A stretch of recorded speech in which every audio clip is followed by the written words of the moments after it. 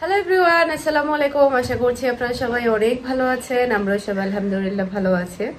আরও একটু blog video দেখার জন্য আপনাদের সবাইকে ওয়েলকাম জানাচ্ছি। তো এখন হচ্ছে আমি রেডি হয়েছি ড্রেসের ভিডিও করার জন্য। আজকে হচ্ছে রাং পাসান্তের একটা পাকিস্তানি ক্যাটলগের ভিডিও করব, সেটার জন্য রেডি হওয়া। গতকালকে তো আমি আমার এই ফোনটা হারিয়ে ফেলেছিলাম। আপনাদের সাথে আমি শেয়ার করি কীভাবে হারাই ফেলি। আমি আসলে বলতেও পারি না যে আমার মোবাইলটা হারিয়ে গিয়েছিল। ফার্স্ট টাইম আমি আমার মোবাইল হারিয়েছি। এর আগে কখনো আসলে আমার ফোনটা আমি আমার হাত থেকে রাখি না বা ব্যাগ থেকে কোথাও রাখি না, রাখলেও নিয়ে ফেলি এরকম আর কি। তো গতকালকে হচ্ছে আমি ব্যাংকে গিয়েছিলাম। সুইডেন থেকে একটা কাস্টমার আমার জন্য টাকা পাঠিয়েছে, ড্রেসের টাকা আর কি, মানিগ্রামে মেবি। তো ওটাতে গিয়েছিলাম। তো ওটা উঠানোর পরে মোবাইলটা আমি ওখানে রেখেই নাসিরাবাদে চলে যাই আমার কন্ডিশনের টাকাগুলো উঠানোর জন্য। তো যখন আমি বলতে পারি না যে আমার ব্যাগে ফোন নাই, তো এরপরে যখন কন্ডিশনের টাকা উঠানোর একটা পিন নাম্বার থাকে, তো ওই পিন নাম্বারটা যখন আমার কাছ থেকে চাচ্ছে আমি আর দিতে পারছি না, আমার ব্যাগে ফোন নাই। পরে কি করব এটা চিন্তা করছি। এরপরে মাথায় আসছে আমি তো মাত্র ব্যাংক থেকে এসেছি, ব্যাংকে হয়তো বা থাকবে। তারপর আবার ওখান থেকে ফোন নিয়ে কল করলাম। তো যিনি মানে ব্যাংকের আমাকে করেছে, রেমিডেন্সের টাকাগুলো করেছে, উনি ফোনটা উঠিয়েছে। ওনাকে বললাম যে ভাই এটা তো আমার ভাই বলছে যে হ্যাঁ আপনি ফোনটা রেখে গিয়েছেন, ফোনটা রেখেছি। আসলে এটা যদি ব্যাংক না হয়ে যদি অন্য কোথাও যদি রেখে আসতাম তাহলে মনে হয় পেতাম না, বা কোনো মেডিসিনের দোকান বা কোনো বিকাশের দোকান বা অন্য কোনো দোকান, আমি জানি না, শিওর না, হয়তো বা রেখে আসলে হয়তো আমি পেতাম না, হয়তো বা হারিয়ে যেত, হয়তো বা ব্যাংকে রাখাতে। আর ব্যাংকের সবাই আমাকে ম্যাক্সিমাম চিনে, সবাই চিনে, যেহেতু আমার ওখানে যেতে হয় সপ্তাহে 2-3 বার, একবার তো যেতেই হয়, যেহেতু আমার বিদেশের অনেক কাস্টমার থাকে, ওরা টাকা পয়সা পাঠায় পিন নাম্বারে বা মানিগ্রামে বা বিভিন্ন ইয়াতে। এই তো সেক্ষেত্রে ওনারা আমাকে খুব ভালোভাবেই চিনে, যার কারণে ফোনটা রেখে দিয়েছে। এরপরে হচ্ছে আবার ওখান থেকে মিমি সুপার মার্কেটে গেলাম, একটু কাজ ছিল, তো ওটা শেষ করে আবার বহদ্দারহাটে এসে ব্যাংক থেকে আবার ফোন নিলাম, ফোন নিয়ে বাসায় আসলাম, এই আর কি অবস্থা। এরপরে হচ্ছে মিহিকে হচ্ছে মেরিন দুপুরে আনে। ফোনটা যে হারিয়ে গিয়েছে এই যে একটু টেনশনে, এর মধ্যে মিহিকে আনতেও আমি বলতে ভুলে গিয়েছি। মিহি 2টা অবধি স্কুলে ছিল। বাসায় এসে ঢুকেই দেখি যে আমার মেয়ে নেই। সাথে সাথে আমি আবার দৌড় দিয়ে বের হয়ে যাই আমার মেয়েকে আনার জন্য। ও তো আসলে একটু থাকে, স্কুল থেকে একটু লেট হলে ও কান্নাকাটি শুরু করে দেয়। তো এই যে আমার মোবাইলটা ওখানে ছিল, স্কুল থেকে ম্যাডামরা ফোন করেছে, দারোয়ান ফোন করেছে, কিন্তু আমার ফোন তো আমার কাছে ছিল না, দারোয়ানের কাছে ছিল, ব্যাংকে ছিল, যার কারণে আমি ফোনও ধরতে পারিনি। তো এরপর 2টা বাজে এনে ও বলছে যে স্কুল আর যাবে না, এটা সেটা। তো ওকে বললাম যে আম্মুর মোবাইল হারিয়ে গিয়েছে, আমি তোমার খালামণিকে বলতে পারিনি। আর অনেক সময় দেখা যায় কি মেরিনও চিন্তা করে যে মিহি হয়তো বা স্কুলে যায় না, অনেক সময় দেখা যায় ও সকালবেলা একদমই উঠতে চায় না, মাঝে মাঝে লেট করে ফেলে, এই আর কি অবস্থা। তো অনেক কথা বলে ফেললাম, হয়তো বা নসিবে ছিল সবকিছুই, মোবাইলটাও নসিবে ছিল। এই তো এখন লেট হয়ে যাচ্ছে, ড্রেসের ভিডিওগুলো করে ফেলবো। আর ল্যাম্পের লাইটটা একটু নষ্ট হয়ে গিয়েছে, যে লাইটটা দিয়েছিলাম, আজকে আবার আর একটা লাইট আনাতে হবে। কেন জানি না এত তাড়াতাড়ি নষ্ট হয়ে যায়, মানে একদিনও মনে হয় ভালোভাবে চলেনি, তার মধ্যে নষ্ট হয়ে গিয়েছে। এই তো ঠিক আছে, তাহলে আবার পরে ক্যামেরাটা অন করছি। এখন বিজনেস রুমে এখানে ভিডিও করব, ড্রয়িং রুমও করা যাবে ভিডিও, আসলে বিজনেস রুমে করব। এই যে এখানে সবকিছু রেডি করা আছে, এই যে এই জায়গাতে ভিডিওটা করি।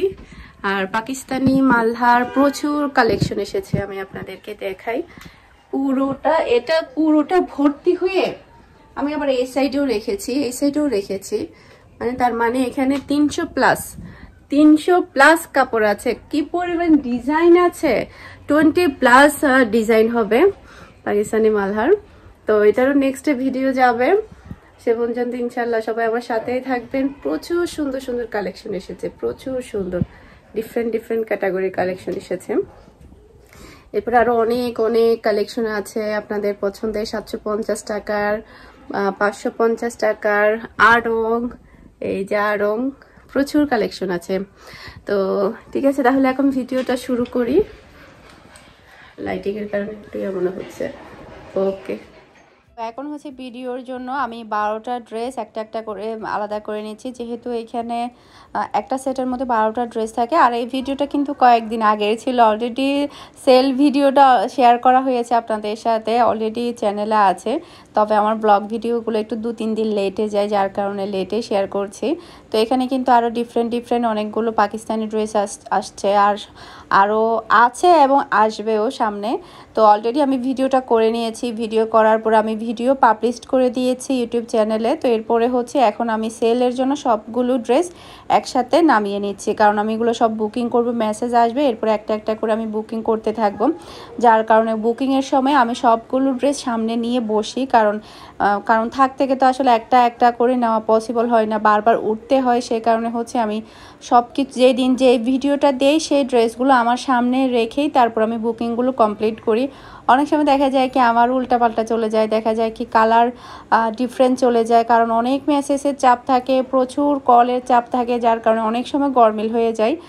সব সময় না, মাঝে মাঝে দেখা যায় কি কাস্টমার যেটা চায় না সেটা অন্যটা দিয়ে দিচ্ছি, বা ডাবল দিয়ে দিচ্ছি, বা কম দিচ্ছি, এরকম আসলে অনেকবারই হচ্ছে। তো কিছুই করার নেই, ব্যস্ততার কারণে এটাই হয়।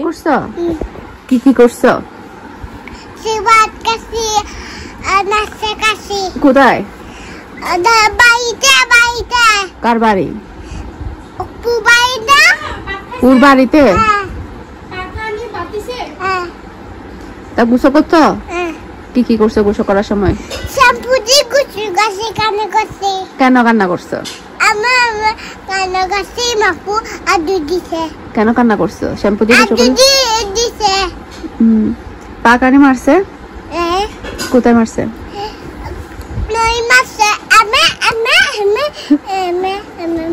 চুলো টানছে? নরিন, তুমি তো নরিনদের বাসায় যাও না, তুমি তো পাকানির বাসায় গেছো।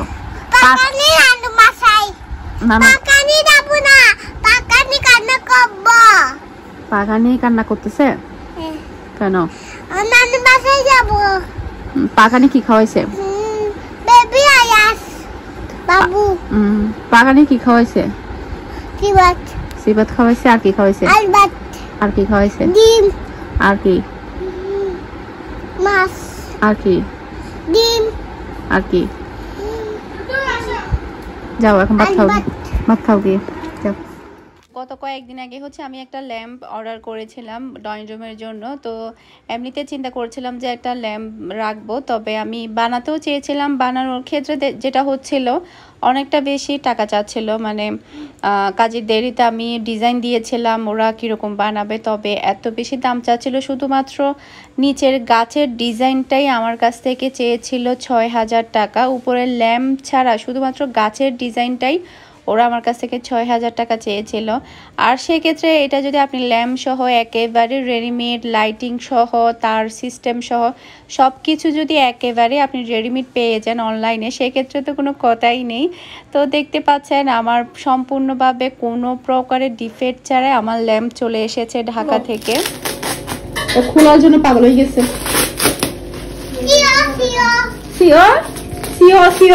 কি খুলো।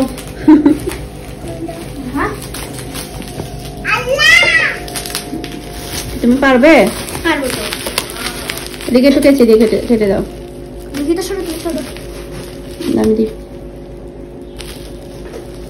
আমি খুলি। আর এটা রেখে দিও, এটা আমার হয়তো কোনো না কোনো কাজে লাগতে পারে। কেন ফুটাবে? আমি ফুটাবো।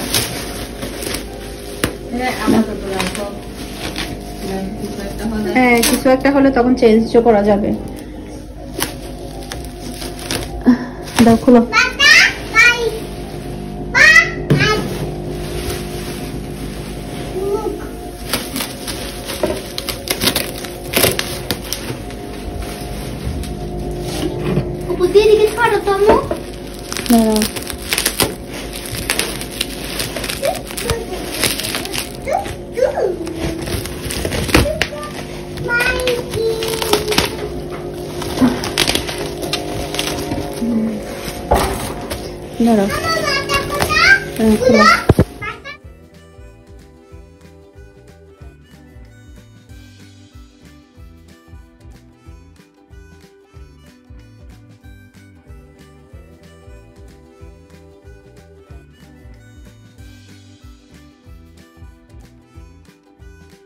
বলো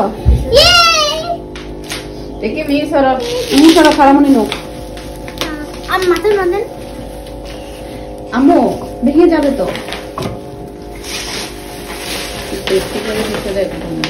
বাইরে বেরিয়ে কেন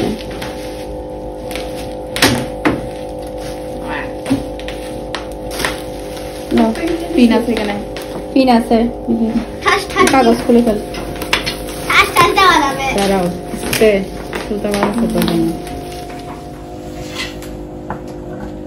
বরাবর ঠিক আছে তো সাইজ ওটি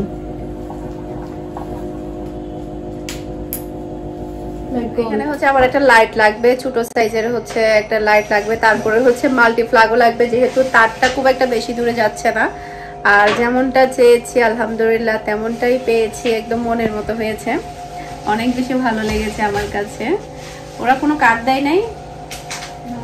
কার্ড দিছে? আচ্ছা, ওরা তো কোনো কার্ড দেয় নাই, না হলে কার্ডটা দেখাতাম আমি। এখানে আসলে হবে তো লাইট চলে এসেছে, এখন আবার দেখতে মাল্টিপ্লাগ লাগবে, আবার মাল্টিপ্লাগের জন্য বলেছি।